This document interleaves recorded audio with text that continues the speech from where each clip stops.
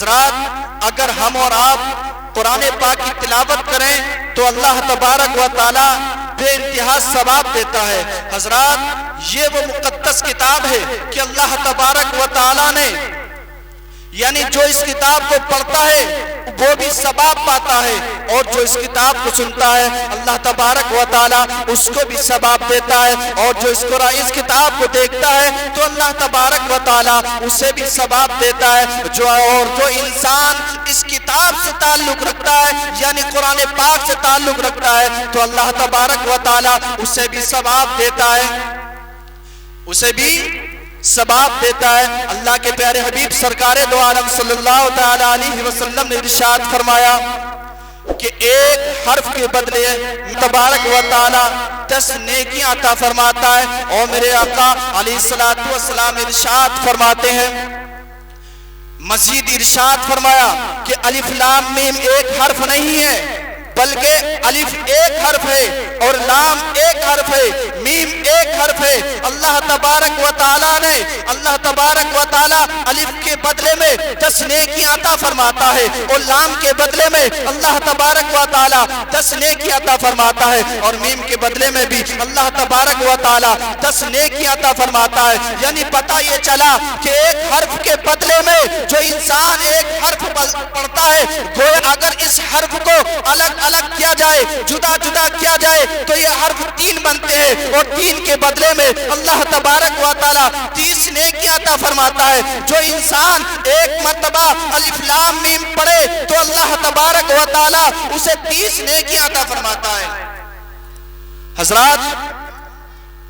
دیکھیے اللہ تبارک و تعالی نے عرش کے نیچے ایک فرشتے کو پیدا فرمایا جس کا سر انسان جیسا ہے، اور اس کے 70,000 بازو ہیں، اور ایک بازو پر 70,000 فرشتوں کی جماعت موجود ہے۔ اور حضرات اور اللہ تبارک و تعالی نے اس فرشتے کے دائیں رخسار پر یعنی سورہ اخلاص کو تحریر فرمایا ہے، اور بائیں رخسار پر اللہ تبارک و تعالی نے اشہد ان لا الہ الا اللہ تحریر فرمایا ہے، اور پیشانی پر الحمدللہ شریف کو تحریر فرمایا ہے، یعنی سورہ فاتحہ کو تحریر فرمایا ہے۔ حضرات برادران ملت اسلامیہ، عزیزان ملت اسلامیہ، جو انسان ایک مرتبہ الحمد شریف کو پڑھتا ہے تو اللہ تبارک و تعالی یعنی جب وہ انسان پڑھتے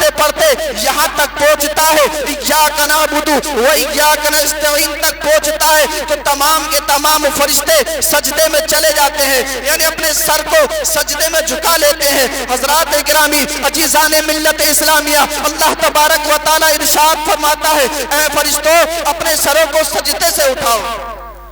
اے فرشتوں اپنے سروں کو سجدے سے اٹھاؤ۔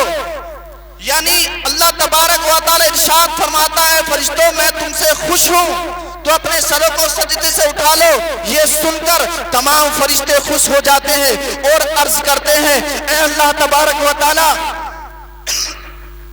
اے خالق کائنات، تو ہم سے تو خوش ہو گیا ہے، لیکن اگر امت محمدیہ میں سے کوئی انسان سورہ فاتحہ کو پڑھے تو اس سے بھی راضی ہو جا۔ تو اللہ تبارک و تعالی ارشاد فرماتا ہے، اے فرشتوں تم گواہ ہو جاؤ، اے فرشتوں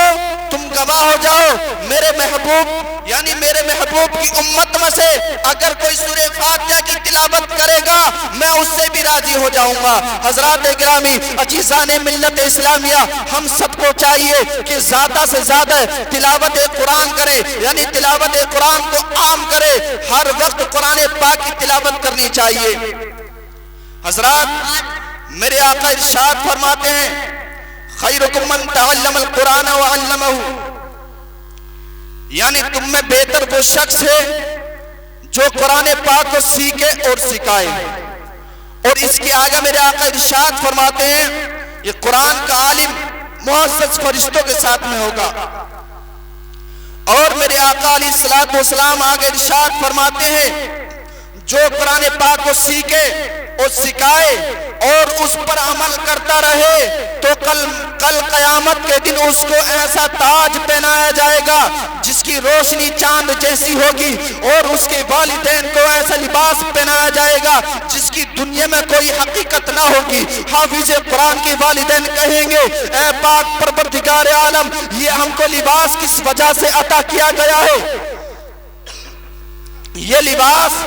ہم کو کس وجہ سے عطا کیا گیا ہے؟ تو رب تبارک و تعالی ارشاد فرمائے گا اے میرے پیارے بندے، جو تیرے بچے نے قرآن پاک کو پڑھا ہے، جو تیرے بچے نے قرآن پاک کو سیکھا ہے، جو تیرے بچے نے قرآن پاک کی تعلیم کرائی ہے، جو تیرے بچے نے قرآن پاک کو سکھایا ہے اور اس کی تعلیم کو عام کیا ہے، اس وجہ سے تجھ کو لباس عطا کیا گیا ہے۔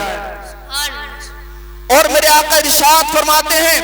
فمن اکرمہم فقط اکرمنی، یعنی حافظ قرآن کے تعلق سے آقا ارشاد فرماتے ہیں کہ تم حافظ قرآن کی عزت کرو، اگر تم حافظ قرآن کی عزت کرو گے گویا کہ تم نے میری عزت کی۔ اور حضرات جس مہینے میں قرآن پاک نازل ہوا وہ مہینہ تمام مہینوں میں افضل ہو جاتا ہے، اور جس رات میں قرآن مقدس نازل ہوا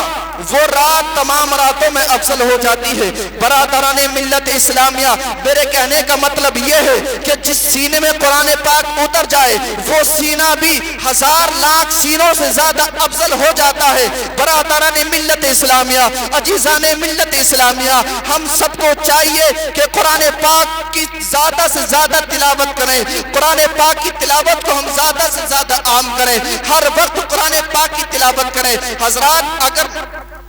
اور اس پر ہم سب کو عمل کرنے کی توفیق عطا فرمائے، اگر اس میں بولنے میں یا آپ کے سننے میں جو بھی غلطیاں خامیاں